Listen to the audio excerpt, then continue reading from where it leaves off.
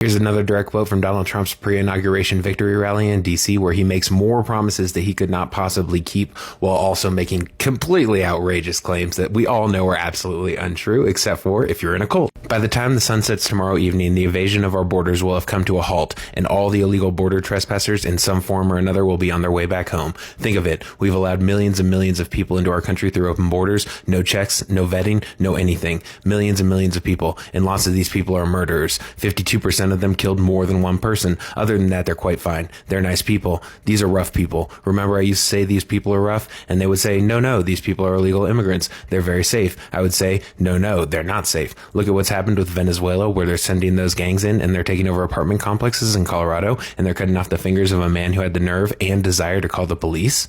If you've been with this channel for any amount of time, you've heard me touch on all of these things. He doesn't say Supreme guns, which is a little bit sad, but here we go.